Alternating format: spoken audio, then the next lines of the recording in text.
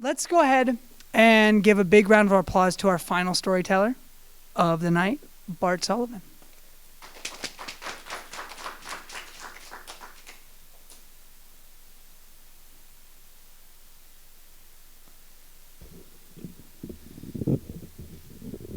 Okay, I'm not gonna do it that way. Too short for it. Okay, so like Ben, I hate being up in a crowd.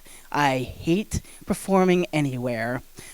Mainly because I hate it being recorded, which is very odd that I'm actually doing this.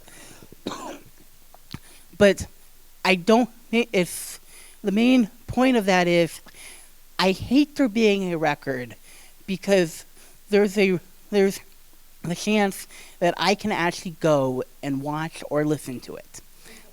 I can't stand going back and hearing my own voice and seeing, oh God, did I actually say that?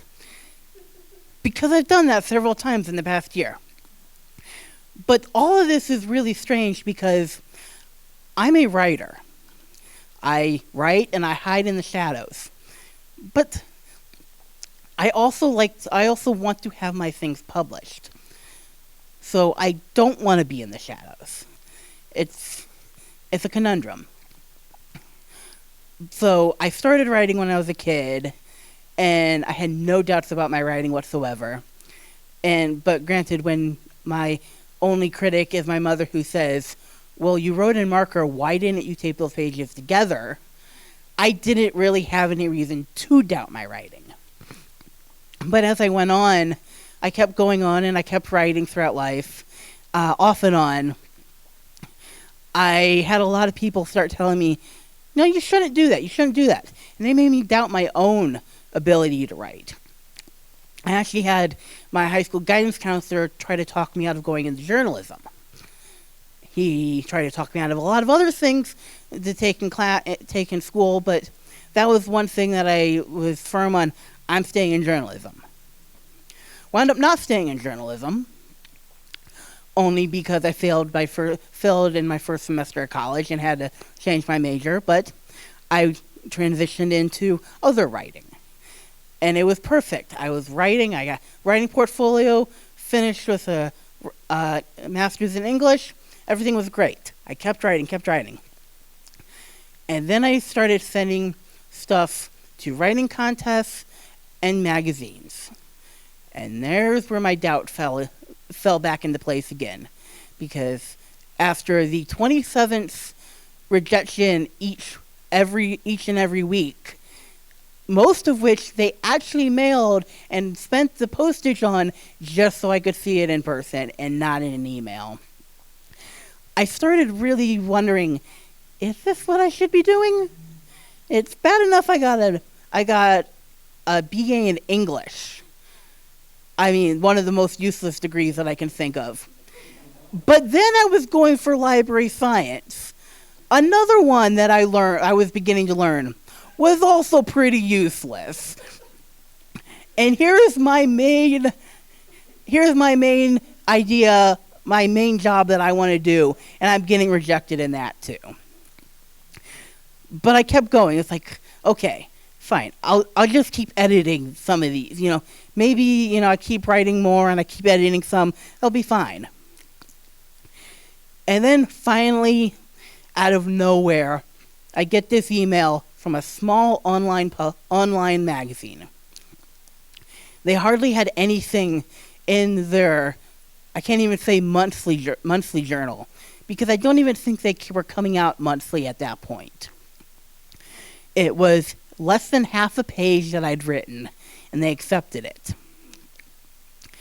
And it was probably, even as I continue to read this story, because I actually did enjoy it, it was probably almost blasphemous, the entire story, and completely sacrilegious. And it somehow got accepted. But at that point, it was like, excuse me. At that point, it was like, no, I got accepted into a journal. I'm there. I'm going to keep going with this. And especially the fact that that night my mother had just been sent to the hospital. I was like, no, this is a good sign. One thing good happened tonight. This is a good sign. I knew that was going to happen. So I wait and wait and wait. I finally get a letter from them saying, okay, fill this out, send it in. It's going to get published next month. Next month comes, it doesn't happen. The next month comes, it doesn't happen. Meanwhile, I'm also still waiting on this $10 check. By the way, still haven't received that $10 check. This was probably about 6 years ago. Don't think I'm getting that $10 check. So when it finally got posted online,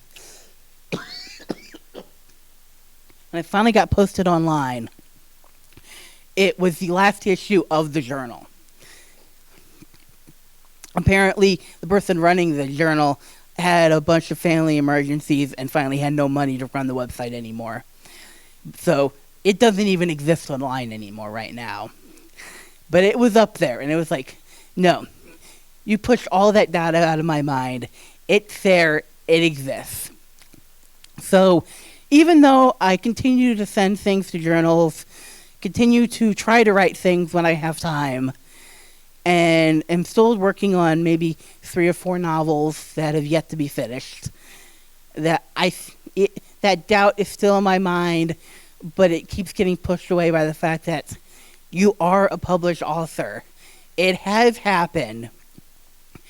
And because of that, I have enough confidence to stand up here and talk, to write blogs for my friends' websites, and to participate in a bunch of different podcasts. All because that one story actually did get published.